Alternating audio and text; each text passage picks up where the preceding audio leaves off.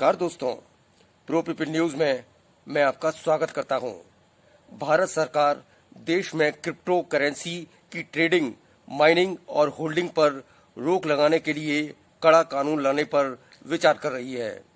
इस कानून से लाखों निवेशकों को झटका लग सकता है जो क्रिप्टो करेंसी में निवेश और ट्रेडिंग कर रहे हैं। 2019 में सरकार द्वारा गठित समिति ने क्रिप्टो करेंसी में निवेश, ट्रेडिंग और मनी ट्रांसफर करने पर 10 साल तक की जेल की सिफारिश की थी। क्रिप्टो करेंसी क्या है, इसके फायदे नुकसान क्या हैं, सरकार इसे प्रतिबंधित क्यों करना चाहती है, आइए इस पर एक्सपर्ट की राय जानते हैं।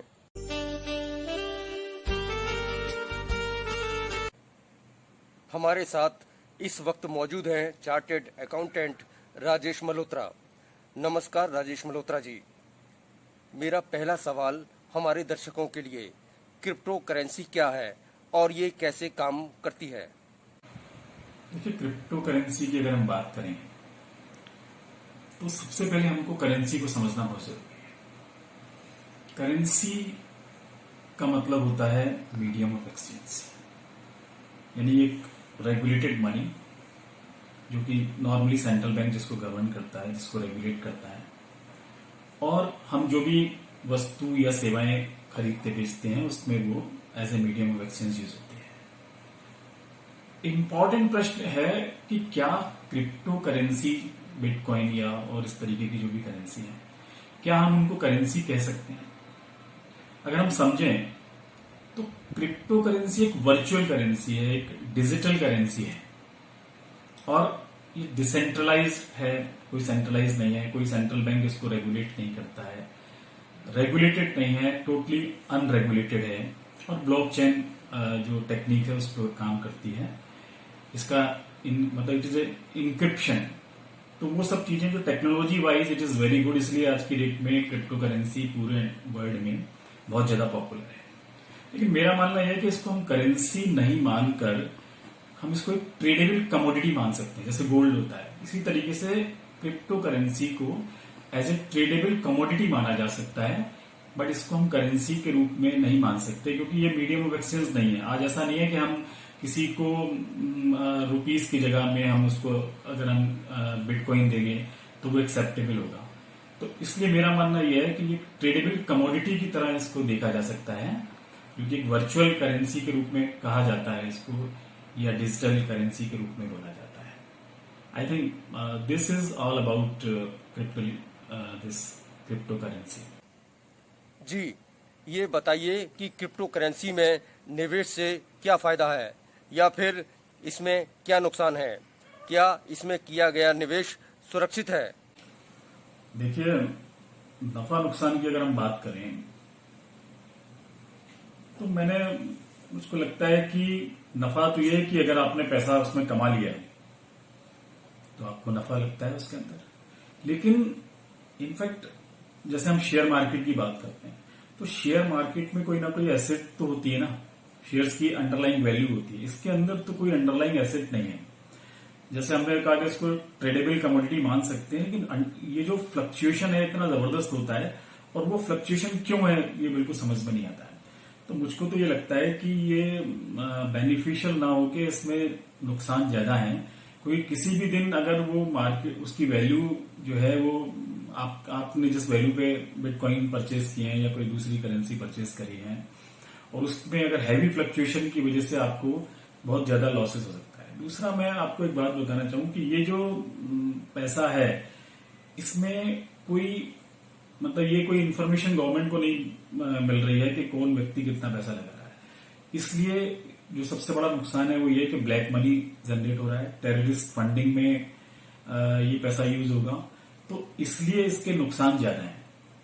मेरा मानना यह है कि ठीक है, यूथ तो उसमें पैसा इन्वेस्ट करता है क्योंकि आपको बिना किसी मेहनत के पैसा रेट बढ़ गया और आपको अच्छे पैसे मिल गए, बट मेरी निगाह में ये नुकसानदायक ज्यादा है। अदरवाइज हर आदमी अपना बिजनेस बंद करके ना बिटकॉइन खरीदने और बेचने का ही काम शुरू कर देगा। अपने दर्शकों के लिए आखिरी सवाल, केंद्र सरकार क्रिप्टो करेंसी को क्यों प्रतिबंधित करना चाहती है? इसके पीछे क्या कारण है? देखिए, गवर्नमेंट के इनिशिएटिव की अगर बात हम करें तो गवर्नमेंट के पास में ड्राफ्ट बिल है, जिसकी वजह से वो इसको वो तो बैन करने जा रहे हैं, लेकिन अभी बिल पेंडिंग है, अभी पार्लियामेंट में जाएगा तो देखा जाएगा। लेकिन इससे पहले मैं एक बात बताना चाहता हूं आपको कि 6 अप्रैल 2018 को आरबीआई ने एक सर्कुलर जारी किया था, और उस सर्कुलर से उन्होंने इसको बैन नहीं किया था। उन्होंने ये कहा कि जो लोग वर्चुअल करेंसी में डील कर रहे हैं, बिटकॉइन में डील कर रहे हैं या इस तरीके की करेंसी में डील कर रहे हैं, जो डीलर्स हैं, उनको किसी भी तरीके की बैंकिंग फैसिलिटी नहीं प्रोवाइड की, उनके बैंक अकाउंट ऑपरेट नहीं होंगे, बैंक से वो ट्रांजेक्शन नहीं कर सकते हैं। तो इस वजह से 2018 में ये जो बिटकॉइन जो उस वक्त काफी चल रहा था वो बैन हो गया, और वो बिल्कुल एक तरीके से उसमें काम होना बंद हो गया, क्योंकि बैंकिंग फैसिलिटी नहीं मिली थी। एक एसोसिएशन जो थी, इंटरनेट और मोबाइल एसोसिएशन, उन्होंने सुप्रीम कोर्ट में रिट पिटीशन दाखिल करी। सुप्रीम कोर्ट का फैसला फेवर में आया। सुप्रीम कोर्ट ने कहा कि आरबीआई ने ये जो बैन लगाया है एक तरीके से वो बहुत डिस्प्रपोर्शनेट है। आरबीआई बजाय इसको बंद करने के कि बैंकिंग फैसिलिटी नहीं देगी, उनको रेगुलेट करना चाहिए था। तो आरबीआई, लेकिन सुप्रीम कोर्ट ने, आरबीआई ने और गवर्नमेंट ने अभी तक ये नहीं कहा है कि ये जो क्रिप्टो करेंसी के ट्रांजेक्शन है ये इलीगल है। लेकिन अब मुझको लगता है क्योंकि गवर्नमेंट ने जो ड्राफ्ट बिल बनाया हुआ है, तो गवर्नमेंट इन ट्रांजेक्शन को कम से कम मुझे लगता है कि वो इसको बैन कर देंगे। केंद्र सरकार क्रिप्टो करेंसी पर मुख्यतः इसलिए रोक लगाना चाहती है क्योंकि इसमें किया गया निवेश सुरक्षा की गारंटी नहीं देता है। दूसरा, सरकार को इससे कोई टैक्स नहीं मिलता, या यूं कहें कि ब्लैक मनी को बढ़ावा मिलता है। इसका इस्तेमाल देश विरोधी गतिविधियों में होने की संभावना है।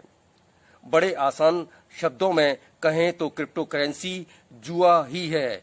इसमें मुनाफा भी कई गुना है, या फिर आप सब कुछ हार सकते हैं। आखिरी बात, केंद्र सरकार क्रिप्टो करेंसी पर प्रतिबंध लगाने पर भारतीय निवेशकों को 6 माह का समय देगी ताकि वे अपना सारा निवेश बाहर निकाल सकें। अगली बार फिर हाजिर होंगे किसी नई जानकारी के साथ। प्रो पीपल न्यूज के लिए अमिताभ आकाश की रिपोर्ट। लेटेस्ट न्यूज अपडेट के लिए हमारे चैनल को सब्सक्राइब करें और साइड में दिख रहे नोटिफिकेशन बेल आइकन पर क्लिक करके हमारे वीडियो को सबसे पहले देखें।